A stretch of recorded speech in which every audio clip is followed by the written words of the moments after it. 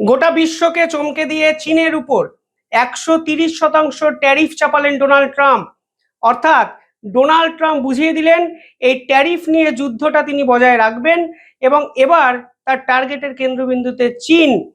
চীনও দুদিন আগে এমন কিছু সিদ্ধান্ত নিয়েছিল যা আমেরিকার পক্ষে মেনে নেওয়া কার্যত অসম্ভব ছিল এবং যে সিদ্ধান্তে আমেরিকা কিন্তু বিপদেও পড়েছে। ফলে আজকে ডোনাল্ড ট্রাম্প প্রশাসনের পক্ষ থেকে ঘোষণা করা হয়েছে, যেহেতু চীন রেয়ার আর্থ মিনারেলস নিয়ে একাধিক গুরুত্বপূর্ণ সিদ্ধান্ত নিয়েছে এবং যে সিদ্ধান্ত আমেরিকার বিপক্ষে কার্যত যুদ্ধ ঘোষণা, তাই আমেরিকা প্রশাসনের পক্ষ থেকেও আজকে চীনের উপর অতিরিক্ত 100% ট্যারিফ চাপানো হলো। অর্থাৎ মোট ট্যারিফের পরিমাণ গিয়ে দাঁড়ালো 130। এবং ডোনাল্ড ট্রাম্প আন্তর্জাতিক স্তরে নোবেল না পাওয়ার ফ্রাস্ট্রেশনে এক নতুন যুদ্ধ শুরু করলেন। ফলে যে যুদ্ধ মনে হচ্ছিল থিতিয়ে গেছে বা ধীরে চলছে, ডোনাল্ড ট্রাম্প বুঝিয়ে দিলেন তার কোনো সম্ভাবনাই আপাতত নেই। এই পুরো কোন্দলে ভারতের কিন্তু একাধিক জায়গায় লাভ হতে পারে এবং কিভাবে ভারত লাভ করতে পারে এবং ভারত এই যুদ্ধের আগাম আভাস পেয়ে কি সিদ্ধান্ত নিয়েছিল, আজকে এই ভিডিওতে আমি সেগুলো আলোচনা করব। ভিডিওটি শেষ অবধি দেখবেন। আর যারা এই ভিডিও দেখছেন, ছোট্ট একটা অনুরোধ, চ্যানেলটিকে ভালো লাগলে একটু সাবস্ক্রাইব করে পাশে থাকা বেল আইকনটি ক্লিক করে জিওপলিটিক্যাল ভিডিওর আপডেট সংগ্রহ করবেন। ইতিহাস থেকে বর্তমান, সময় থেকে সমাজ, দেশ থেকে বিদেশ, ইতিহাস শুধু বইতে নয়, দেখবেন ভিডিওতেও। এই নেটওয়ার্ক এখন অনেক বড়। আপনারা দেখছেন দ্য ইন্ডিপেন্ডেন্ট নেটওয়ার্ক। কিছুদিন আগে চীন ঘোষণা করেছিল তারা রেয়ার আর্থ মিনারেলসের এক্সপোর্ট এবং টেকনোলজির উপর এবার রেস্ট্রিকশন লাগাতে চলেছে। এই রেয়ার আর্থ মিনারেলস কিন্তু এমন একটি গুরুত্বপূর্ণ পদার্থ যা চীন ছাড়া বিশ্বের খুব বেশি দেশে কিন্তু পাওয়া যায় না এবং গ্লোবাল এক্সপোর্ট যত হয় রেয়ার আর্থ মিনারেলসের, তার 70 থেকে 80% কন্ট্রোল কিন্তু করে চীন। আমেরিকার কাছেও কিন্তু এত রেয়ার আর্থ মিনারেলস পাওয়া যায় না যা চীনের কাছে পাওয়া যায়। ফলে চীন কিন্তু পার্টিকুলার এই রেয়ার আর্থ মিনারেলস নিয়ে একাধিক ক্ষেত্রে অনেক বেশি অ্যাগ্রেসিভ হয়েছে এবং এই পার্টিকুলার মেটেরিয়ালসকে কেন্দ্র করে তারা কিন্তু বিভিন্ন দেশের সঙ্গে যুদ্ধে ঝাঁপিয়ে পড়েছে। কেন বর্তমান সময়ে রেয়ার আর্থ মিনারেলস অত্যন্ত ইম্পর্টেন্ট? দেখুন, এই পার্টিকুলার এলিমেন্টটি সেমিকন্ডাক্টর চিপ তৈরিতে কাজে লাগে। ডিফেন্স সেক্টরে একাধিক গুরুত্বপূর্ণ অস্ত্র তৈরিতে সেখানেও কিন্তু এই মেটেরিয়ালটি কাজে লাগে। এই মেটেরিয়াল থেকে হাই পারফরমেন্স ম্যাগনেট তৈরি করা যায়, যে ম্যাগনেট গাড়ি তৈরি, ইভি ব্যাটারি তৈরি, বিভিন্ন ইলেকট্রনিক গ্যাজেট তৈরি, সমস্ত জায়গায় কিন্তু ব্যবহার করা সম্ভব। সেমিকন্ডাক্টর এই মুহূর্তে যত তৈরি হয়, সেই সেমিকন্ডাক্টরের পলিশিং পাউডার তৈরি করতে রেয়ার আর্থ মিনারেলসকে প্রয়োজন। যদি ডিফেন্স ইকুইপমেন্টের কথা ভাবেন, তাহলে দেখবেন একাধিক ফাইটার জেট, একাধিক মিসাইল, একাধিক ওয়াইন্ড টারবাইন, বিভিন্ন ক্ষেত্রে কিন্তু এই গুরুত্বপূর্ণ উপাদানটি প্রয়োজন। এমনকি ক্লিন এনার্জি টেকনোলজি ওরিয়েন্টেড যে বিষয়গুলো আছে, যার মধ্যে অত্যন্ত গুরুত্বপূর্ণ হলো ব্যাটারি, সেখানেও কিন্তু রেয়ার আর্থ মিনারেলসটা প্রয়োজন। এবং আপনারা শুনলে অবাক হবেন, গোটা বিশ্বে যত রিফাইন রেয়ার আর্থ মিনারেলস এই মুহূর্তে এক্সপোর্ট করা হয়, তার 80 to 85% এই মুহূর্তে কিন্তু চীনের দখল এবং চীন কন্ট্রোল করে। ফলে বুঝতেই পারছেন, একচেটিয়া বিজনেস মনোপলি। এবার ডোনাল্ড ট্রাম্পকে উত্তর দিতে, চ্যালেঞ্জ জানাতে এই রেয়ার আর্থ মিনারেলসটার এক্সপোর্টই বন্ধ করার মুখে কিন্তু চলে গেল চীন, যা আমেরিকার পক্ষে মেনে নেওয়া কার্যত অসম্ভব। চীনের পক্ষ থেকে যে নোটিশ জারি করা হয়েছে, সেখানে বলা হয়েছে এবার থেকে রেয়ার আর্থ মিনারেল সাপ্লাই করার জন্য প্রয়োজন লাইসেন্সিং। এই লাইসেন্সিং অত্যন্ত জটিল প্রক্রিয়া, আপনারা বুঝতেই পারছেন। চীন চাইছে বিষয়টা যেন সহজভাবে না হয়। এবং সেকেন্ড যে পয়েন্ট সেখানে বলা হয়েছে, নো ডিফেন্স রিলেটেড এক্সপোর্ট।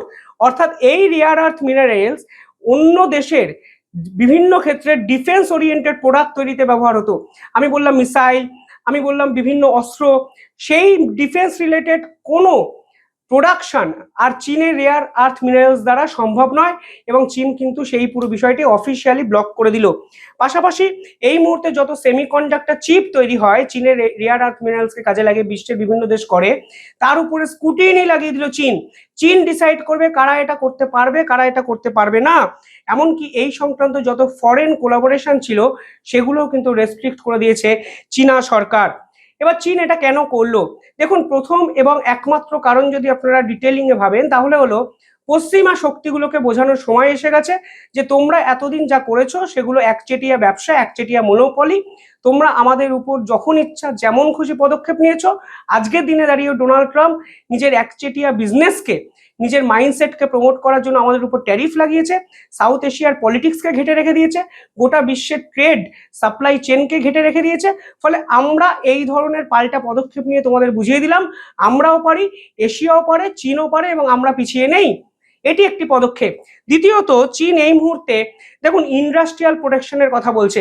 তারা বলছে আমাদের দেশের রেয়ার আর্থ মিনারেলস আমরা কেন অন্য দেশকে দেব, আমাদের দেশের ইন্ডাস্ট্রি গ্রো করা উচিত, আমাদের ইকোনমিক্যাল বেনিফিট পাওয়া উচিত, আমরা আমাদের দেশকে গ্লোবাল পাওয়ার হিসাবে এস্টাবলিশ করতে চাই, আমাদের সেখানে রেয়ার আর্থ মিনারেলসের সংরক্ষণ প্রয়োজন। পাশাপাশি এটা স্ট্র্যাটেজিক একটা পয়েন্ট, আপনারা বুঝতেই পারছেন। আমি আমার মেটেরিয়াল দিয়ে অন্য দেশের ডিফেন্স প্রোডাক্ট কেন বানাবো, আমি আমার মেটেরিয়ালকে অন্য দেশকে দেবো এবং সে দেশ মিসাইল বানাবে, অস্ত্র বানাবে, সেমিকন্ডাক্টর চিপ বানাবে, গাড়ি বানাবে। এটা আমাদের মেনে নেওয়া এই মুহূর্তে পসিবল নয়। অন্তত গোটা বিশ্বের পরিস্থিতি এমন জায়গায় দাঁড়িয়ে নেই যে আমরা শুধুমাত্র বন্ধুত্ব রক্ষা করার দায় নেব, তোমাদের কোনো দায় নেই। এবং ন্যাশনাল সিকিউরিটির কথা তারা বলেছে, এবং ডিফেন্স রিলেটেড প্রোডাক্ট এর জন্য ন্যাশনাল সিকিউরিটি, আপনারা বুঝতেই পারছেন। ফলে সব মিলিয়ে চীনের অত্যন্ত অ্যাগ্রেসিভ এবং বোল্ড একটা ডিসিশন। পাশাপাশি এই মুহূর্তে আন্তর্জাতিক স্তরে রিফ্লেকশনটা কি হবে দেখুন, চায়না ছাড়া অস্ট্রেলিয়ায় কিছুটা রেয়ার আর্থ মিনারেলস পাওয়া যায়। ফলে এটা ভাবতে কোনো রকম দ্বিধাদ্বন্দ্ব রাখবেন না যে অস্ট্রেলিয়া লাভ হবে না, অস্ট্রেলিয়ার কিন্তু লাভ হবে। কিন্তু প্রবলেমটা হলো চীন যখন গ্লোবাল মার্কেটের 75 থেকে 80% কন্ট্রোল করে এবং সেই কন্ট্রোল যখন চীন নিজেদের জায়গায় ব্লক করে দিচ্ছে, ফলে এই সাপ্লাই চেনের একটা ব্যাপক ক্ষতি হতে শুরু করবে। দেশ বিদেশের বড় বড় গাড়ি প্রস্তুতকারী সংস্থা তারা গাড়ি তৈরি করতে পারবে না, কারণ গাড়ির ব্যাটারিতে এই রেয়ার আর্থ মিনারেলস প্রয়োজন। সেমিকন্ডাক্টর চিপ তৈরি হবে না, ফলে ইলেকট্রনিক গ্যাজেট তৈরি হবে না। ফোনের ব্যাটারি, ফ্রিজের ব্যাটারি, বিভিন্ন ব্যাটারিতে এই রেয়ার আর্থ মিনারেলসের প্রয়োগ বিভিন্ন ক্ষেত্রে হয়। ফলে এই পুরো বিষয়টা কিন্তু একটা আন্তর্জাতিক স্তরে বিভিন্ন প্রোডাক্টের উপর প্রভাব বিস্তার করবে। এবং এই মুহূর্তে নন চায়না দেশ ছাড়া, মানে নন চাইনিজ বিভিন্ন ইন্ডাস্ট্রি ছাড়া বাকি সবাই কিন্তু মানে এটা কিন্তু এফেক্টিভ হবে, একটা কিন্তু রিফ্লেকশন এটা দেখতে পাওয়া যাবে। ভারত কিন্তু ছলে বলে কৌশলে বুঝতে পারছিল যে চীনের এই গতি প্রকৃতি খুব একটা সুবিধার লাগছে না, কারণ দিনের পর দিন ডোনাল্ড ট্রাম্প যেভাবে অ্যাগ্রেশন এই চীনের উপর দেখাচ্ছেন, হয়তো পাল্টা আসাটা সময়ের অপেক্ষা। তাই ভারত ইতিমধ্যেই 7,300 কোটি টাকার একটা ইনসেন্টিভ প্ল্যান কিন্তু বাজারে নিয়ে এসছে। সেই প্ল্যানের সরকারি নাম দেওয়া হয়েছে scheme to promote sintered rare earth permanent magnet manufacturing in India. অর্থাৎ ভারত কিন্তু নিজেদের পার্মানেন্টলি নিজেদের ম্যানুফ্যাকচারিং ক্যাপাবিলিটি বাড়ানোর জন্য এই ধরনের টাকা কিন্তু অ্যালট করে ফেলেছে, যার লক্ষ্যই হলো 2030 সালের মধ্যে প্রতি বছর 6,000 টন ম্যাগনেট প্রোডাকশন। অর্থাৎ ভারত অনেক আগে বিষয়টা নিয়ে সচেতন ছিল, অনেক আগে ভারত বুঝতে পেরেছিল এই যুদ্ধটা আসলে ভারত বনাম আমেরিকার যুদ্ধ অনেকটা পরে অনেক বেশি চীন বনাম আমেরিকার দিকে যাবে। এবং ট্রেড ওয়ারকে কেন্দ্র করে আজকে দেখুন ঠিক সেই জায়গায় গেল যেখানে ডোনাল্ড ট্রাম্পের পক্ষ থেকে ঘোষণা করা হয়েছে অ্যাডিশনাল 100% ট্যারিফ চীনের উপর তারা লাগাবে। অর্থাৎ এই মুহূর্তে চীনা প্রোডাক্ট আমেরিকার মার্কেটে বিক্রি করার জন্য 130% ট্যারিফ কিন্তু প্রয়োজন দিতে হবে চীনকে। ফলে সব মিলিয়ে সংঘাত কিন্তু চরম জায়গায় পৌঁছালো।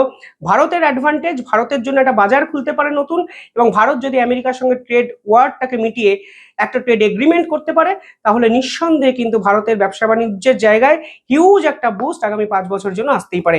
আপনারা কিভাবে দেখছেন পুরো বিষয়টি কমেন্টে জানাবেন। ধন্যবাদ।